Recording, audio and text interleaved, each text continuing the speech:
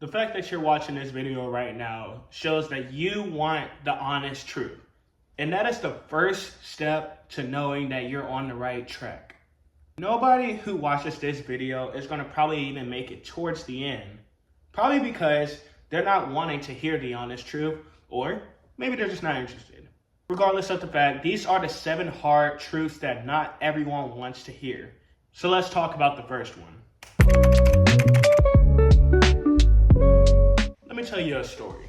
So I was at the mall. I had this feeling I was in Belk. So I don't know what was going on in my head, but I walked out and something just told me to walk outside. And I walked out and I saw a crying woman on the phone talking to somebody, and she was devastated. So I was thinking, me being me, I felt like I should have done something about that. I felt like I should have been a good Samaritan and said something. I was trying to wait for that perfect time where she got off the phone so I can just approach her and tell her that, hey, everything's gonna be okay. She never got off the phone. And also, when I looked back up, she was gone. So that whole day, I was just thinking to myself, dang, I could have said something. I don't know why I tried to wait for this perfect time just to say something to somebody. Why are you still waiting for that perfect time to ask your crush out? Why are you waiting for that perfect time to start your business? Why are you waiting for that perfect time to do something? Why are you waiting for the next year to start until you start making goals? Truth is, you need to start now, because there's no perfect timing for anything. It's a falsehood ideology that people think of, and it doesn't exist. What you need to do instead is make opportunities happen when they happen. Why wouldn't I have waited that long to ask my crush out? And now maybe she doesn't even like me anymore because I waited a little too long. Now she got a boyfriend or something like that. For example, whenever I was investing in the stock market around 2020, I invested into AMC stocks. For some reason, I predicted that this would happen, but I gained massive profits, about $1,000, and I only invested $200 into it. I waited too long. I was trying to wait for that perfect timing to pull it out because I wanted to get the most amount of profits I could get. I ended up getting $600 out of it, including my profit. So I lost $400 that I could have gained from that. Why are you waiting for the perfect time when you can do it right now? 80-20 rule is pretty much where you put 20% of effort in and receive 80% of the results. Let's say I go work out and I decide to work out and do 10 push-ups a day. If I continue to do 10 push-ups a day, I will receive 80% of the benefits from it. It doesn't matter how you start it, as long as you're starting it. Let's say you want to do 10 push-ups a day, you do it for a whole year. Well, guess what? Not only did you learn discipline and consistency, you also gain massive muscles compared to someone who does it maybe once a week. If you keep doing the same thing every single day and continue to work on it and continue to move forward with it, you're always going to see profit later on in life. Whether it's 5 books a day, 5 times 30, which is 150, and 150 times 12, you do the math on that, because I'm not doing it. Remember to always read. Remember to always stick with that goal that you want to do, because the reverse is also necessary to know too. If you spend 20 minutes a day on your phone, which everyone does, but that accumulates to days and days worth of time on your phone a year. It's fine to be on your phone, but manage what you are doing with your actual time. Everything you're doing matters significantly. People who live in comfort without the pain is typically softer and less disciplined than the average person. Let's talk about Buddhist people, for example. I'm not Buddhist, but there's a lot of people who are Buddhist who can handle and endure extreme weathers. Buddhists can wear stuff like this in snowy weather and be completely fine and completely happy. Why is that? Why do you think that is personally? See, Buddhists believe in this ideology that pain and suffering is the reason that keeps us away from happiness. Now, when we separate ourselves from suffering, not pain, but suffering, we will be happier and we will live happier lives. Now, look, I'm not a Buddhist, but their ideologies do stick to me a little bit. Pain is something that is a part of life and something that people need to come to endure and go through, because how are you going to have pain and be the strongest person in the world? Pain is not suffering. Suffering is what we do that makes pain difficult to endure. Let pain be with you while suffering goes away from you, because that's what pain usually leads to, suffering. Now, if you know how to deal with pain and get rid of the suffering, then chances are you will be way stronger than the average person.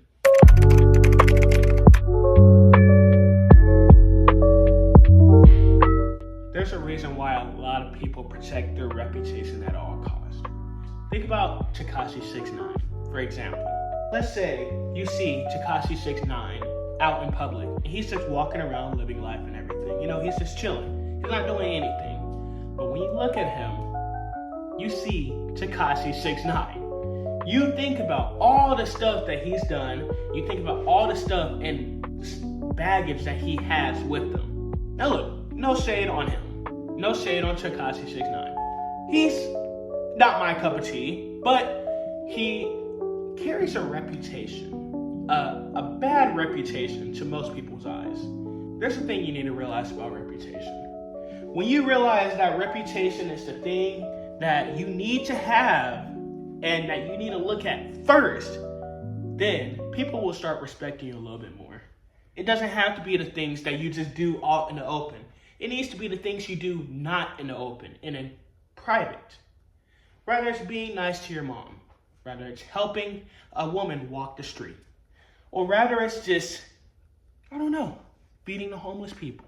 When you walk around and somebody notices you, somebody you helped out notices you, that's when that person is going to be like to their friends, oh man, that's the guy. Oh my goodness. That's the guy that helped me out when I was needing to cross the street. That's the person that did help the homeless people out. Oh, that's the person I always go to church with. He has great sermons. That's the guy, he always seems very respectful.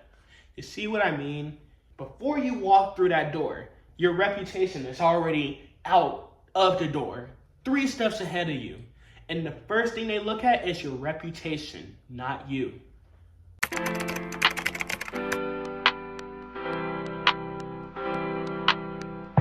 You gotta take a risk. You gotta do something that you just don't wanna do. Whether that's quitting your job and knowing that maybe you might not have a paycheck for the next 2 to 3 or 4 weeks. Or maybe it's investing all into this one product and then seeing how this does in the long run. The higher the risk, the higher the reward. There are stupid risks and then there are smart risks. And those smart risks are called educated risk. Let's say you do quit your job.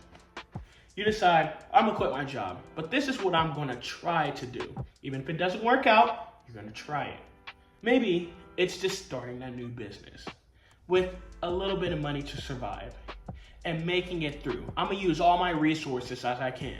That's a smart risk. But a stupid risk will be quitting your job and hoping for the best. That's stupid.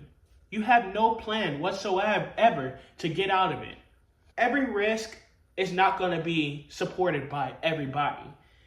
This support needs to come from you only, because a lot of people don't like risk. And you know what?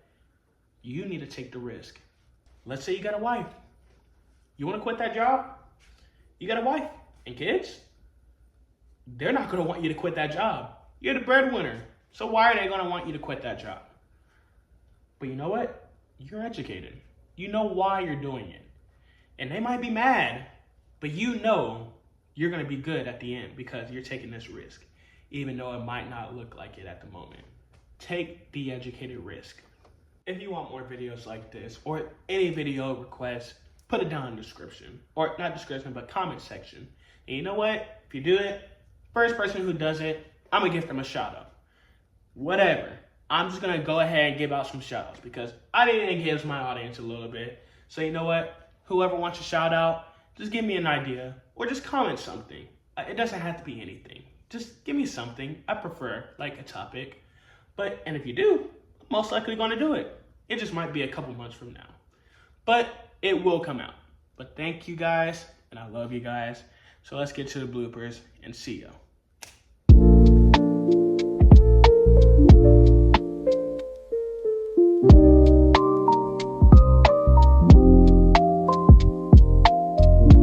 It's true. People just, at the moment, are potentially might gonna be your, no, fuck this. So I had this feeling I was in milk. I know that's just a weak example to describe about, you might not be approachable or anything, but it still applies.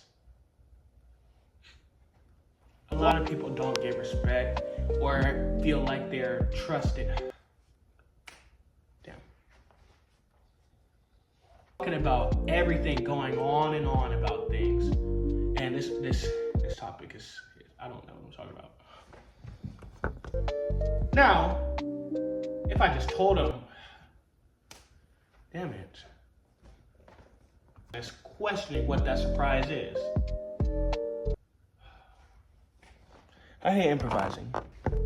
Now look, I'm not a Buddhist, but I feel like, and there are smart risk.